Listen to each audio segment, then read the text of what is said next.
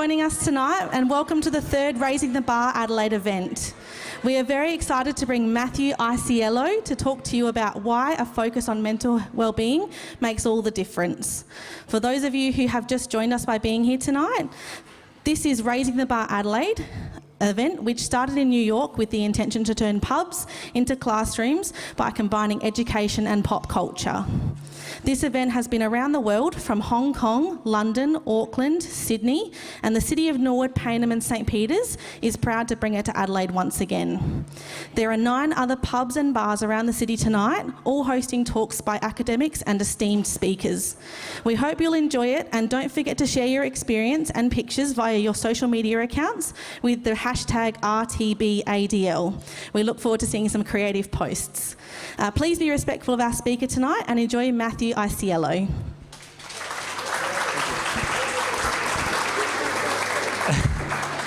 All right, thank you guys. That's loud enough? Can everyone hear that? Yeah, cool. All right, yeah, so my name is Matthew Iasiello. I'm a researcher at the SAMRI Wellbeing and Resilience Centre. We're a small team within SAMRI. If you don't know what SAMRI is, it's the cheese grater building next to the new hospital. Some people think that it's the car park for the hospital. Sorry, yeah, there's a lot of upset researchers and upset architects about that, but anyway. So what I wanted to talk about today is obviously mental health and wellbeing, and we take a really, really specific approach to the way we define mental wellbeing. It's one of these things that just kind of is bandied about now, kind of everywhere. Someone got I heard today, we had some family come from Darwin. They took a flight back to Darwin today, and they were given a wellbeing pack. And the wellbeing pack was some hand sanitizer and a mask. And, that's like 60 years of research kind of down the drain, specifically on mental wellbeing. So anyway, I want to start with a little activity. Who here has had a busy day today? Can I see like a bit of a raise of hands? Most people. Anyone not have a busy day? I think, no? Oh, one. Who had something bad happen to them today? An email, something annoying, something that didn't go the way they wanted. Okay, so same sort of most people. So we have this thing called the negativity bias. I don't know if anyone's heard of this, but the idea is that humans, we notice the bad things that happen to us or the risks around us much stronger than we notice the positives or the things that are going well with life. And so one way to counteract this is this little activity that I want to practice, and it's this idea of finding meaningful pictures. So we know that meaning is a really important resource for our mental health, and we all sort of are seeking to find meaning in all aspects of life at all time. And the cool thing about this little activity is that it involves photos, and the cool thing about that is that every one of you probably has more than 1,000 photos in your pocket right now on your iPhone or Samsung if you're one of those people. So what I want to, I don't know. So what I want to, I forgot to say that I would love this to be very informal. That's someone with a Nokia, I think, waving at me. Yeah.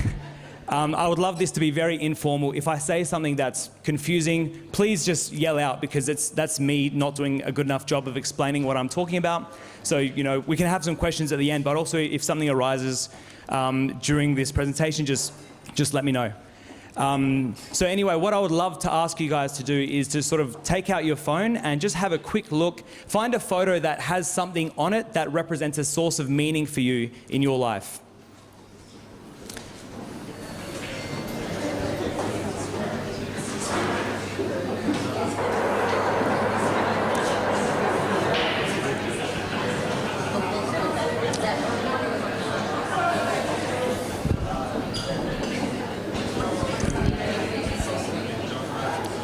A source of meaning. So this could be your work, it could be your a puppy, a family member, a meal that you cooked.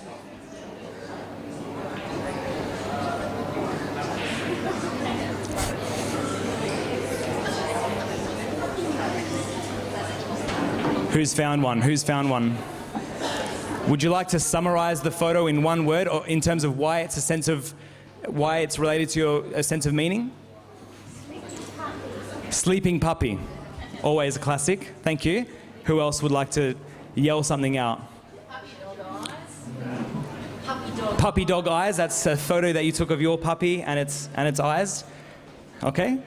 Anyone else? Friends and flowers. Friends and flowers. Okay. Very cool. Family and water. Walking through a gorge. Sorry. Yeah. Cool. So that's access to, exposure to nature, sense of family. Anyone else? Anyone else with an answer that we haven't? Friends, fun, and joy. Friends, fun, and joy. That is perfect. All right, cool. So the reason why we like to practice this activity, not only that have a pretty decent evidence base behind it, but we know that well-being is so influenced by having this sense of meaning, and the negativity bias that we have really helps us to sort of overlook some of these things when they're actually sort of surrounding us at all times. And it's always nice to do, because I like hearing when we ask about a sense of purpose, the same sort of things do come up. It's things like your family, your relationships. Sometimes it's the things you do for work, your hobbies, the activities you like to do, connecting with nature, gardening. It's kind of the same things. It's slightly universal, at least in our sort of culture. But that brings me to sort of the definition of well-being, and I really like to start there. So when people think about well-being, like I said, some people define it as hand sanitizers and masks. We don't do that. We define it based on a large body of evidence that's been generated across the world for many years. And it actually has a really rich history dating all the way back to sort of ancient Greece, where you've got people like Aristotle sort of questioning, what is a good life? What does it mean to have a life well lived? Through the 1800s, you had sort of these sociologists come in and think about the effect of the social environment and how does that affect our mental health. And then in the sort of the 1950s, we have this, what they call the Humanist Movement. And that's predominantly Americans trying to understand what it takes to sort of reach your own potential, what they call self-actualization. And that kind of brings us through now. We've gone all the way from like 300 BC all the way through to now sort of 1980, where the real scientists begin. And it's real now because we've got real scientists doing the real research. And they come up with this idea of life satisfaction.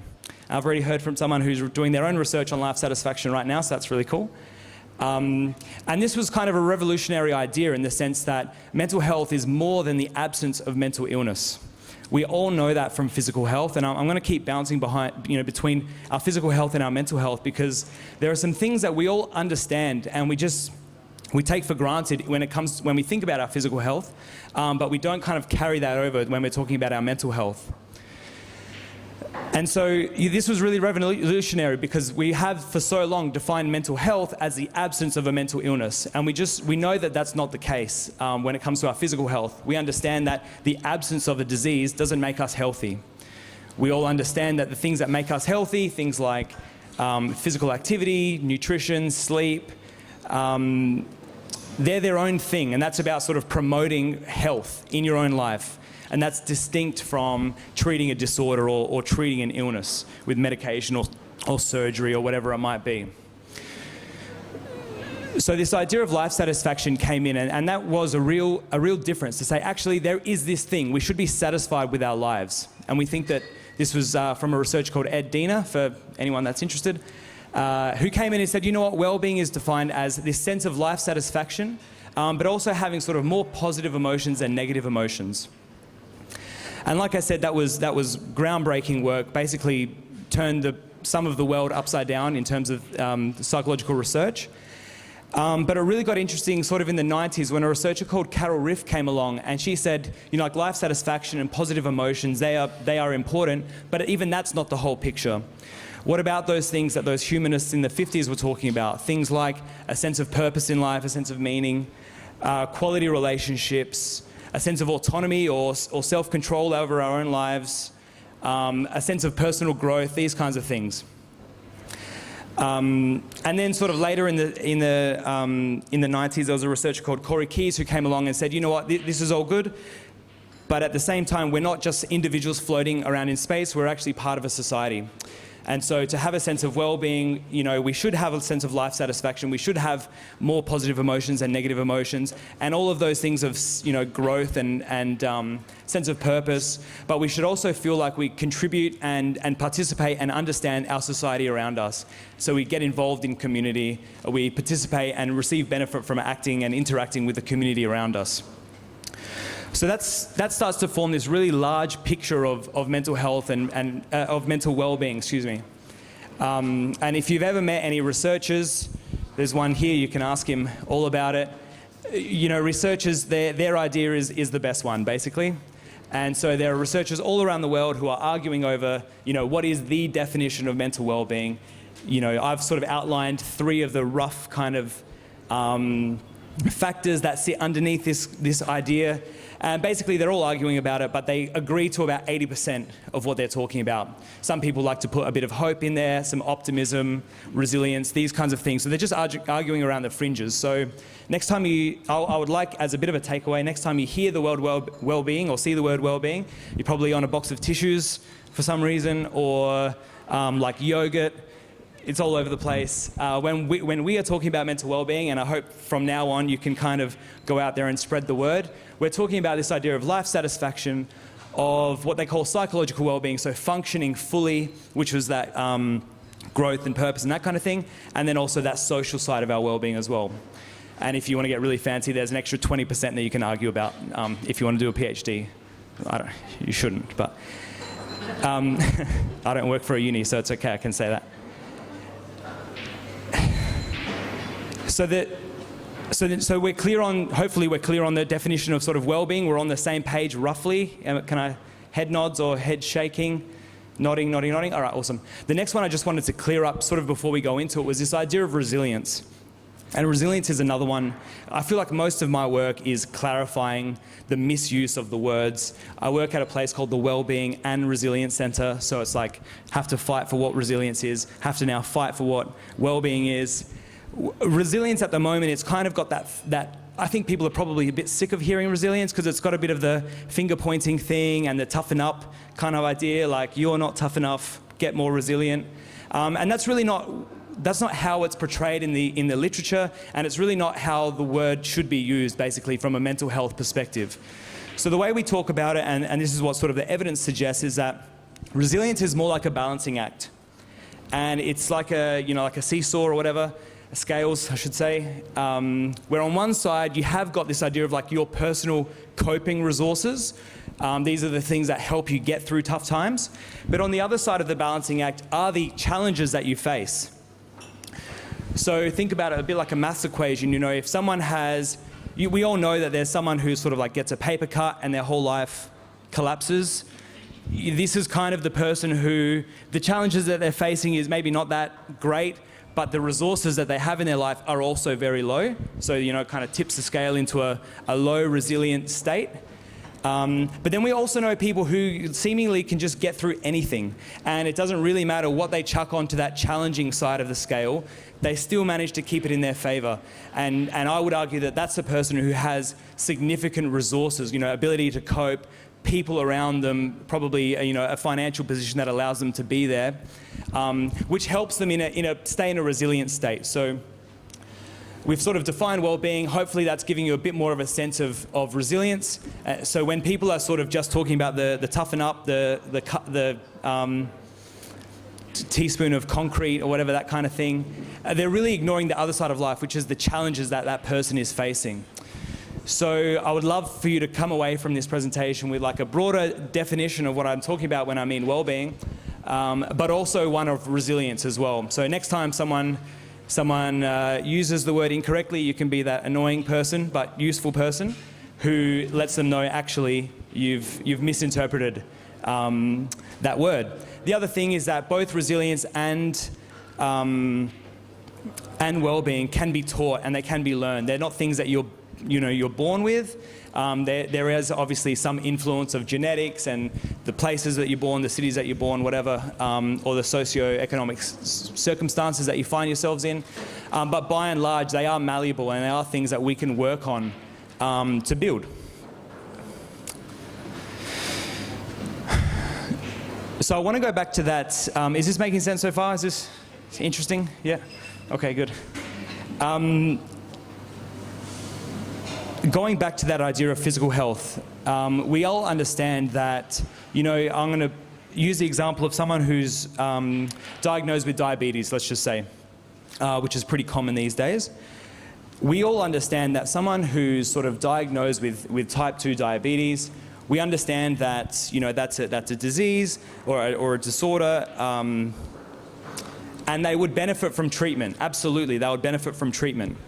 But just because they've been diagnosed with that thing, or it might be a heart condition or whatever it might be, doesn't mean they can't still be focusing on simultaneously promoting their own health.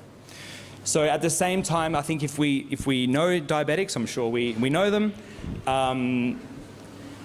in addition to suggesting, take the medicine that you need, do whatever the doctor tells you, you can also be focusing on your health.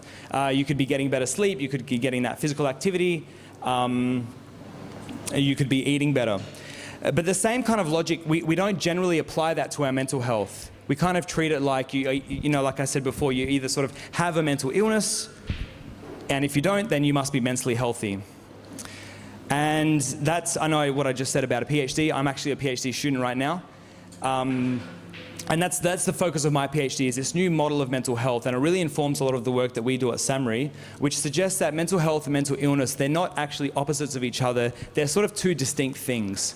There's a degree of relationship between them. Of course, someone with severe depression is not likely to be extremely happy at the same time. We said that life satisfaction is a part of well-being. But each of these things are sort of what they call multi-dimensional constructs. So there are elements of your well-being which are not affected by that mental illness, for example. And that kind of brings me to the title of this presentation, which is that mental well-being, why a focus of mental well-being makes all the difference. And I'd like to just sort of think. So what I'm trying to get the point that I'm trying to make here is that the endeavour to build your mental well-being is actually complementary to the endeavour to manage or reduce the effect of a mental illness in your life. Is that making sense? This really applies particularly for, what we call chronic mental illnesses, or mental illnesses that are recurrent, that you're sort of unlikely to recover from. I'm doing this with recovery because there's a lot of fields now where the idea of recovery is kind of an old term now. It's not the ambition of a lot of people. It's more about living with that mental illness and accepting it and getting the most out of life despite that illness. And that's really where well-being comes in. Just like, the person with a heart disease who's still focusing on, like I said, eating well and sleeping well, they're trying to improve their health at the same time as reducing the burden of that disease in their life. And that's what we're sort of trying to advocate, or at least that's what the research suggests is possible in terms of our mental health as well. And so when I said that it makes all the difference, I'd like to sort of use an example of a friend of mine, but it's basically the story that I'm sure everyone would know, particularly young men. Let me just have a little sip.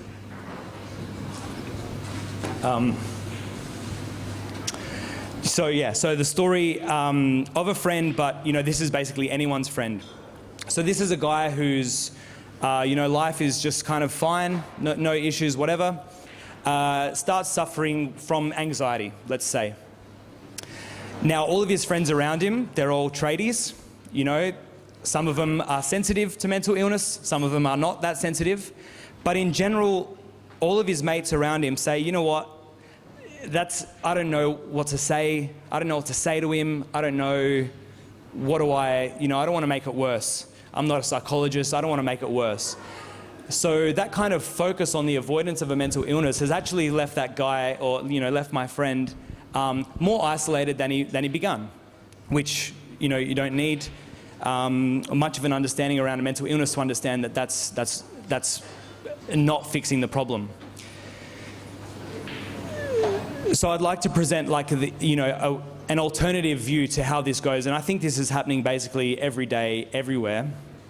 The alternative to this scenario is that the guys around this particular friend, they say, you know what, like, you know, I know that he's suffering with anxiety. I know that he's facing challenges, and I know that I'm not trained to do anything about his anxiety, but I can influence his mental well-being, because we know that mental well-being is around relationships, helping him find a sense of meaning or purpose, positive emotions where possible.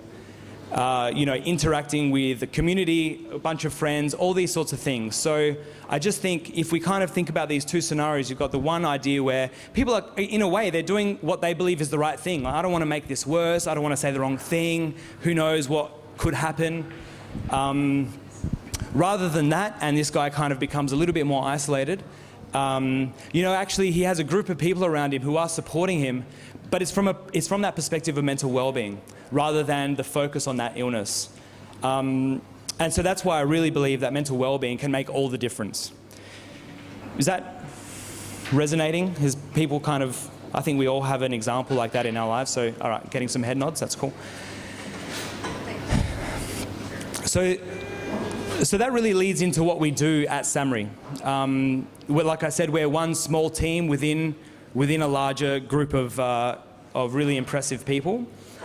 And what we do is we develop interventions and programs to help people learn the skills of how to improve their own mental well-being. These are predominantly sort of psychological skills. And a lot of it is the thing, some of them are the skills that you would learn from a psychologist, I guess, if you were to go there and to receive some therapy. But in this new world of psychology, I guess they've kind of broken some of these skills out of that box and are sort of helping to deliver these things to the general community so that you can learn them in a more preventative way. And so we've been around for almost 6 years in SA, and we've been delivering a particular program. It's something that we licensed from the US because it had a really great evidence base. And it's kind of like a one-size-fits-all sort of program. So you come along, you learn 10 skills, ways to improve your mental well-being, and hopefully you can take those skills away and, basically live a more fulfilling life, in a sense. And our question for us was, when we begun was, can we deliver this sort of one-size-fits-all, one-size-fits-all, we tailored it a little bit. Could this be effective at improving the well-being of different cohorts across South Australia? So we've worked with at-risk youth, so young people who have disengaged from mainstream education. They're at youth agencies. We've worked with older adults in the community through local councils and their carers. We've worked with sort of general workforces, public workforces, kind of like across the age and across the state. Even a lot of work in Mount Gambier as well, which is really cool. And so sort of long story short, over the last 5 years or so, we have evaluated a lot of these programs and we've seen really consistent results, which is, when you're a researcher, that's really pleasing. You see that we basically saw that it didn't matter who you were or where you've come from, learning these psychological skills can be effective at improving your mental health and well-being. Particularly I'm kind of saying mental health, meaning mental illness, and then well-being being that sort of the dimension that I've been talking about so far.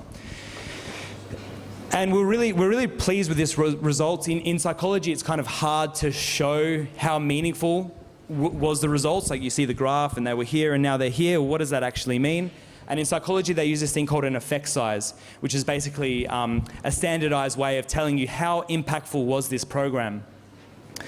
And we saw what they call an effect size of 0.2, which they call a small effect size, which is really not a nice way to call it, because we were very happy with the results. And it's not actually small. It's basically what you expect to see from this type of program around the world. So we're really pleased that basically this one-size-fits-all program could be delivered across the state and be as effective as you would expect it to be anywhere else in the world. So we're really pleased with that. But the next point for us, and this is where we've been going in the next, probably in the last year and a half, and where we're looking to go now, is rather than having this sort of one-size-fits-all approach, can we design a more tailored, more individualized program? Because going back to the physical health thing, like someone goes to the gym, and it's their first day at the gym, and the personal trainer says to them, well, what do you want to work on? And that person might want to get fitter, they might want to lose weight, put on more muscle, jump higher, run faster, whatever it might be. And hopefully that personal trainer would say to that person, well, each one of those goals actually needs a different workout plan. And we kind of wanted to take that approach and bring that into this, more into the psychology space. You know, like the idea of like a generic workout at Good Life or whatever for anyone that walks through the door, like that obviously doesn't make sense to anyone. So we'd like to sort of move into that space that makes much more sense and you know, theoretically would have a greater effect size. So for the last couple of years, we've conducted what they call a meta-analysis. Has anyone ever heard of a meta-analysis before? Some heads nodding, and they're not happy nods. People that know about meta-analyses are not happy about them because they're really boring.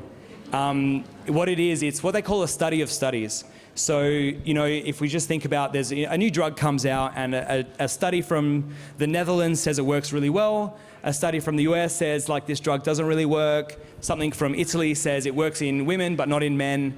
So how are you supposed to make a recommendation based on these three studies? What a meta-analysis does is it pulls them together and gives you like an average result. So you can make the best informed decision based on all available evidence.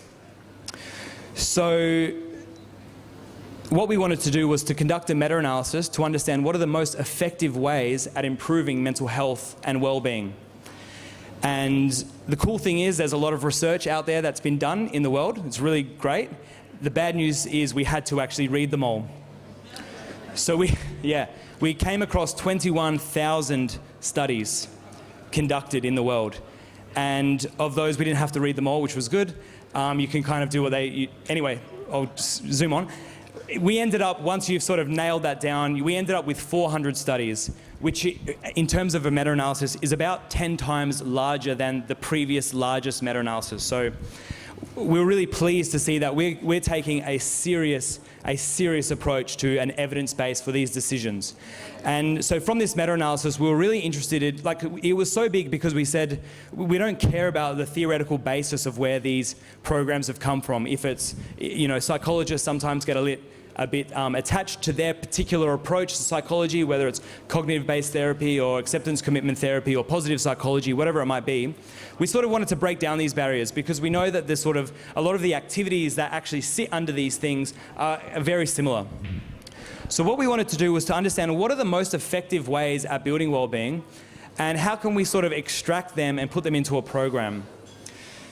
So from the 400 studies, not only did we sort of look at which are most effective for well-being, we wanted to know which are most effective for positive emotions, for negative emotions, for that psychological well-being, so that self, that idea of sense of purpose and growth, that kind of thing, for depression, anxiety, and stress. So we wanted to understand not only which are most effective at improving well-being, which are most effective for all of these outcomes. Which took us about 3 years basically, and we just finished it a couple of months ago. What was really, it doesn't sound impressive, but it is an impressive finding from the psychology perspective, I guess, is that different things work, different types of activities work differently for different interventions. And they work for different groups of people as well. So the other thing that I didn't mention is we wanted to know which things work for like the general population, which things work for people with a physical illness, and which things work for people with a mental illness as well. And the reason why we went to so much detail is we wanted to start making the most informed recommendations to link particular people with particular outcomes, that we could say that with our hand on our heart that this was what the evidence says will give you the most likely chance of this thing working. So from those 400 studies, we sort of have been able to pull out about 30 to 40 activities that people can actually practice. And in the program that we've developed, it's called the Be Well Plan. We sort of walk you through over 5 weeks, 2 hours a week. We walk you through these activities and you sort of make decisions around what are the goals or the ambitions that you have for your own mental health. And we try and pair you with some of these activities. But the most important part for us is that we don't want you to just take our word for it. We actually want you to experience that activity yourself. So just because the evidence says that it works on average means that it worked really well for some people, kind of okay for other people, and there's a group of people it didn't work for at all. So we really want to break down even that kind of assumption that just because on average the research tells us that it works, we want to make sure that you actually experience that thing and make sure that it's something that you care about, like it's something that you actually want to practice in your own life.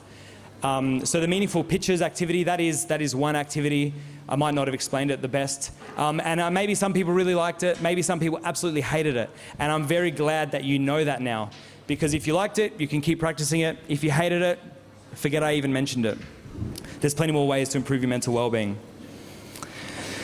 So in terms of the evaluation of this program, I was explaining before that we had just got it ready to be delivered in January. We worked really hard to get it ready to deliver to some Flinders Uni students this year. And we delivered it to about 30 students, and the evaluation was really outstanding. Like, it was really great. We saw a much, I said about that effect size thing. Before, we were sort of seeing what they call a small effect size of 0.2. We saw an effect size of 0.5 to 0.8, which is a moderate to large effect size, which is sort of exceeding what you would expect to see from a program like this. So we're really pleased that all of the extra work that we put into this program was actually coming, to fruition. Of course, we all know that COVID hit, and that meant we had to go online very rapidly.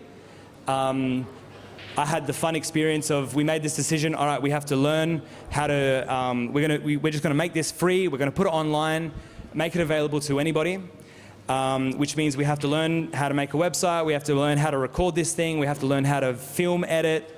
What is the internet? Oh, we don't know, we're just researchers. And I had our first baby was due in about 2 weeks. So we had to sort of learn all of this stuff. We just booked a room at Flinders Uni where you could just sit in front of a camera, and we just basically stressed for a week and a half and got it done. But the cool thing is that was freely available, and it allowed us to, so on top of that we had them as like a pre-recorded thing, but we also delivered the program via Zoom rather than, face-to-face. And we're still doing it over Zoom, and it's going really well. And we've now been able to evaluate this in more like 80 members of the general community, and we've sort of seen the same thing, which is greater impacts in terms of mental health and well-being, as well as reductions in sort of psychological distress as a result of participating in the program. But that's obviously that's fantastic. That's what researchers live for. But more importantly, at least from my perspective, is that when we've conducted some interviews of participants who have completed the program, they have come away with this sense of, like, we call it the Be Well plan, because you come away with this thing. It's like, this is my plan. This is my workout schedule for my own mental health and well-being. And we've infused the program with a lot of behaviour change science. And so I'm personally very moved when people come away from the program and it's like, I know how to get through tough times now. I know that in my day-to-day life, I will do this and this and this behaviour or activity because I specifically want to improve this thing in my mental health, and that's linked to this goal. The specificity that people come away with in terms of it's like that sense of autonomy or sense of control over their mental health that they've built as a result of the program, I'm personally really touched by. And at the end, we're still delivering the program, and I've been delivering it to Flinders Uni students at the moment still. And you get some of these young guys who that's who, like, the world's kind of worried about, basically, is young men and young women, particularly uni students. They're a really at-risk group at the moment. But they come away and you hear, we come up with this idea of like what they call a habit statement. So it's like, you've decided what activity you want to practice this week, but we want you to build what they call a habit statement. So it's like, how exactly are you going to practice it? When exactly are you going to practice it? And how are you going to celebrate that you've practiced that thing as well? And I really get excited when I hear how these people are fitting these things into their plans, because it's so tailored. We can't make this stuff up for you. I don't know, if you've got a puppy at home and you like taking photos of his little puppy dog eyes, I don't know that. I can't help you, but you do. You're the expert in your own life and your own mental health. And so, like, for an example, one young guy was kind of saying, I've wanted to spend more time with my mum. She likes going for a walk. So what I'm going to do, there's an activity called mindful walking, which is where you go for a walk, but you're really focusing on the experience of walking. So how your feet feel in your shoes and just noticing the awareness rather than kind of thinking about bills and checking Facebook and whatever else you might do when you're walking around. But this guy was kind of saying I wanted to spend some more time with mum. She goes for walks, so I'm going to practice mindful walking with mum. It means I'm working on my own mental health and well-being. He had a particular outcome that he wanted to work on, and he knew that he was making at least the most informed decision by choosing that activity for that outcome because of the research that we'd done. But he was also building that sense of social relationship with his mum as well.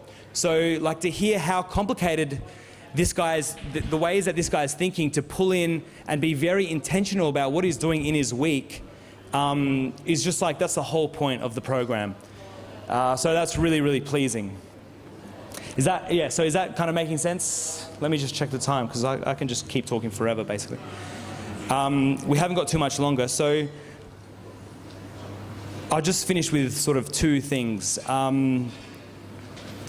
The first is we put this thing together, so on top of the program's called the Be Well Plan, we've also put this thing out there called the Be Well Tracker.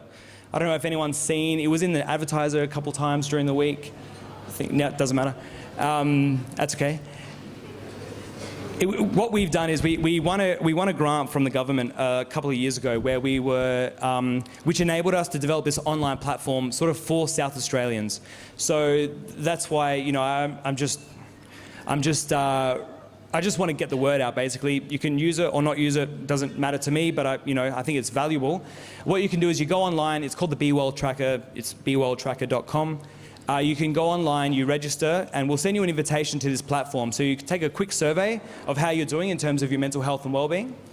And it gives you it sort of gives you back some insights into how you're doing in terms of your own mental health and well-being across those various elements of your mental health and some of the sort of distress outcomes as well. And it also has some tips around what you could do to improve those things. So if you would like to understand more about your mental health and well-being, I think it's a really great place to start basically. But I don't mean this to be a sales pitch, there's no money involved or anything, but it is a resource basically. It's something that's out there now for all South Australians. It's built here for us. So it would be really great. We sort of launched it this week, last week for Mental Health Week. So that's out there in the world now. Sorry, Matt, you've got 10, not 5. Oh, I've got 10? Okay, cool. I can keep talking, don't worry. Would anyone prefer 5, not 10? Yes, I didn't hear anyone say no. All right, this is the last thing I'll talk about, is this idea of mindfulness. So after we completed that meta-analysis and I was going to say something depressing about how much it sucked to do, but what was unbelievable basically was that there's this idea of mindfulness which came across as the most effective way to build your mental well-being. But not only that, it was the most effective across all of the categories. So what was really cool, there are some cool things about this. The one is it makes it very easy to make a recommendation to a general group of people. Basically, whether you have a mental illness, whether you have a physical illness, if you don't have either of those two things, if you'd like to work on your well-being, be that your social well-being, your psychological well-being, life satisfaction, anxiety, depression, stress, mindfulness is effective. So it's really easy to just say mindfulness. The other cool thing is mindfulness can be practiced in lots of different ways. And it's a thing that's probably misconstrued sometimes in the media or on TV or whatever. And so there are lots of ways to practice it. But it's about, I guess, being present in the moment. And people can get into that, bring attention to that present moment in lots of different ways. Whether it's a physical way like yoga or mindful walking, you can sort of, they call it mindful eating, so you can kind of eat mindfully and notice the experience of that rather than just sort of chowing down in front of your keyboard. You can practice it online. There are like fantastic apps that are just so easy, they're free. You can do it offline, you can go for a walk in nature, whatever, I just recommend just go out there, Google mindfulness, there's so much out there. So you can find it. It's mostly free as well, which is cool. It's got very nice origins in sort of Buddhist traditions and that kind of thing as well. But the evidence is just so clear. So why I'm very pleased with that is it means not only can I give a pretty safe recommendation, not everything will work for everyone, obviously. You have to sort of experientially consider that yourself. But I like it because you can figure out a way that works for you, basically, in whichever format that might be. And you know what? I think actually I'll just leave it there. So thank you very much.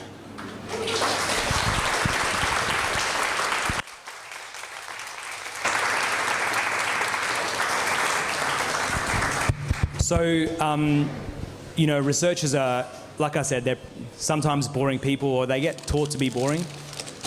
And we normally get to like hide behind a podium and just talk to some slides and point out some graphs and stuff. So I didn't get to do that. So I hope that this was, you know, not too confusing, or like, as in not confusing because I'm so smart, and confusing because I probably didn't explain something very well. So I would love if you have any questions. Or long story short, are there any questions? Yeah. So Matthew, I was just wondering, you said that you did an evaluation. Thanks. You said you did an evaluation of the Be Well program. Yep. And you had the effect size of 0.5 to 0.8. Yep. Sorry, I don't know why it's doing that. What I'm wondering is how long after people had done that Be Well program did you do the evaluation? And if it was shortly afterwards, have you done a longer term evaluation yet? We have not, is the short answer, unfortunately. We're actually in the process of doing that right now. So the post-survey sort of baseline is 1 to 2 weeks post-program, which is very early. I definitely agree with that. We're in the process now of doing some more rigorous evaluation with what they call a randomized control trial, which is kind of the best way to evaluate a program, and that'll have some long-term follow-ups as well. So What's the time frame? I think we'll be going up to 6 months. After 6 months? Yeah. So great question. I think there's a question over here.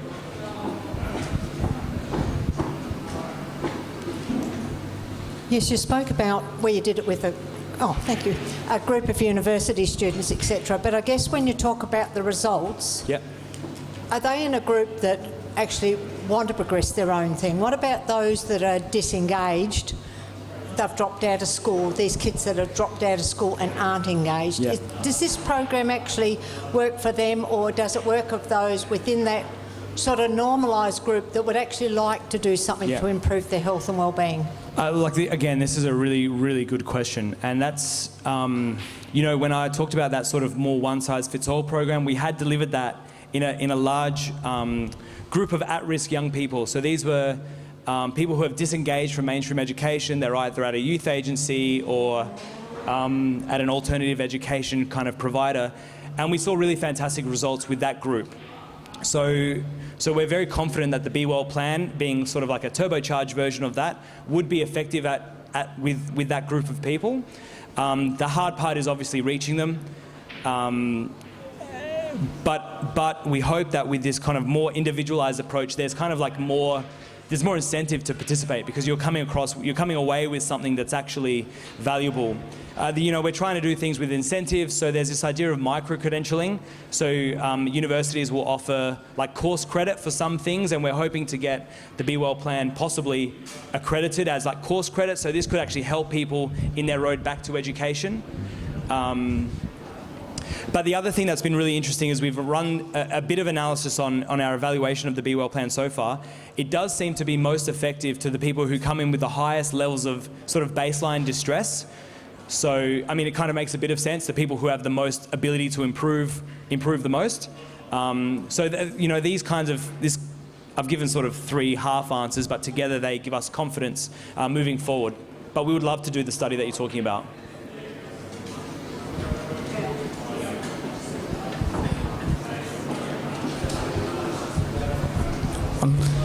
Hi everyone, my name is Rahman. I'm a Master's Bar Research student in University of South Australia, and just in your research, have you noticed that people from some particular occupational groups or occupational communities responded to some practices better for their well-being, just in these occupational groups mostly? Again, awesome question. Unfortunately, the answer is not yet. Oh, you get some fruit chocks for asking a question. There you go. How good's that?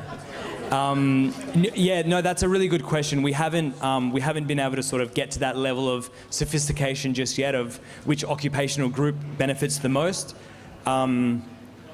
But again, we go back to that evidence that those with higher levels of distress respond most favourably to the program, and we know that there are particular occupations with high levels of distress. So unfortunately, they're also the ones often that think they don't need the help too. So.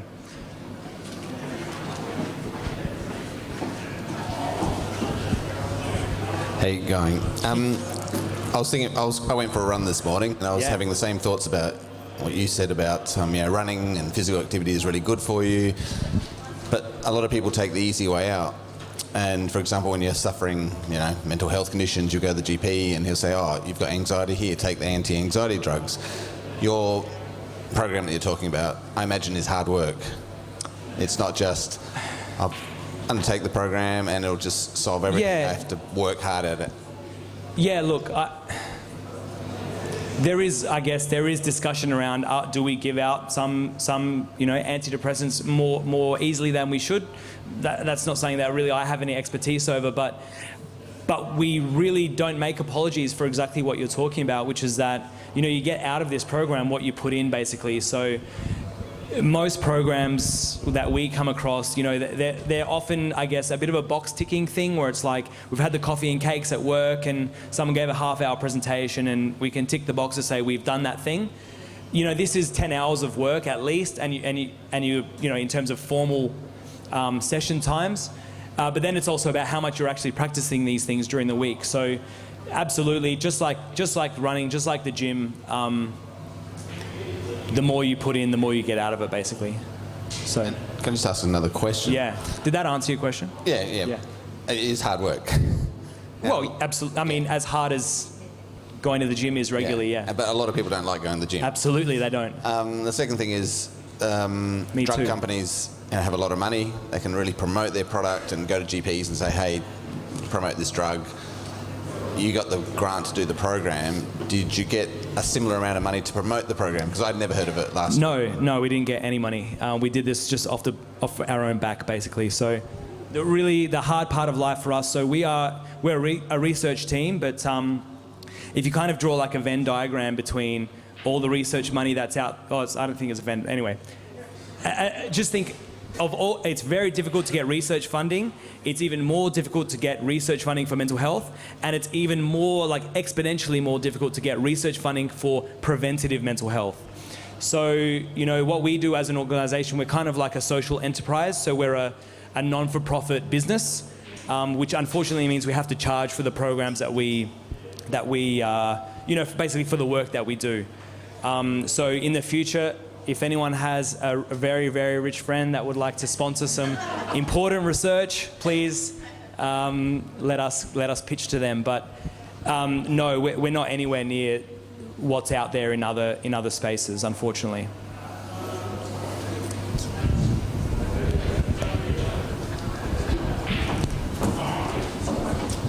What effects have you seen of stress on Year 12 students, and any benefits your program has on, helping students deal with the stresses of Year 12? Good question, and unfortunately, I feel like my answer, every answer so far has been good question, don't know.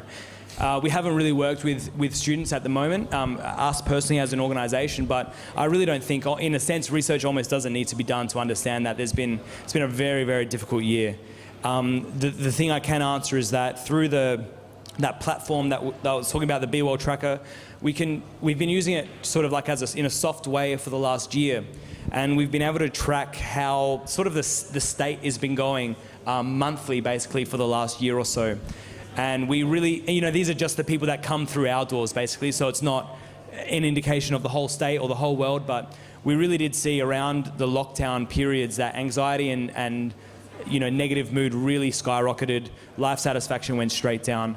But the cool thing was, or at least, the nice thing to see was that since the lockdowns have been eased in SA, that's really bounced back, which we're quite pleased to see. Doesn't speak too well for other places where they're having, second waves and third waves and continual lockdowns. So I sympathise with those people. But in SA at least, it looks like we're doing okay. Students are a particular group, and I can only imagine what this year's been like for them. It's hard enough in the best possible year. And then, are you guys planning on engaging with more student base? Just because I know, at least I've seen a lot with my friends, there's been a lot more just before COVID even, tends towards anxiety and depression and stuff like that. Yeah, no, I think it is really important. It's really important, and schools are doing actually a really good job, at promoting these ideas of mental well-being. There's new curriculum now specifically focused on this thing in primary school and in high school as well. So that's not a particular area that we as an organisation work in. But I think it's at least getting more attention in schools now, which is also really a great place to be. Thanks. Thank you. No, thank you.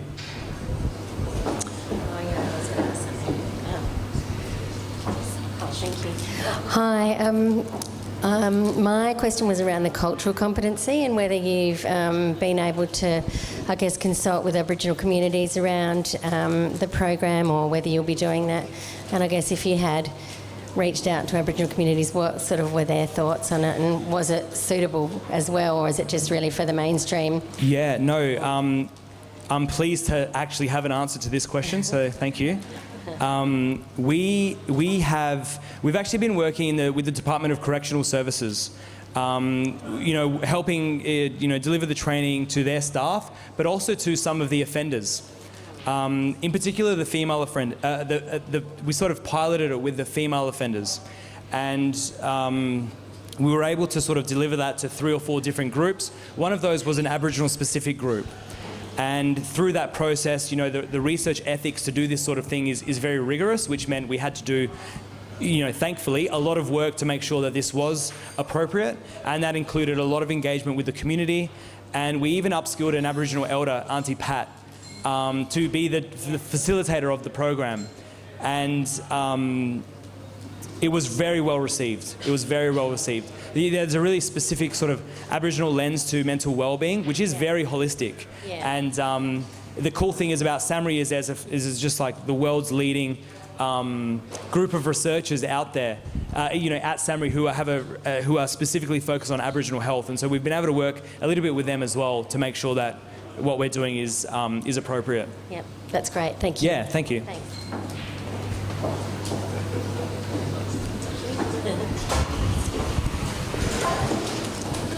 Any other questions? Anyone want some fruit chocks?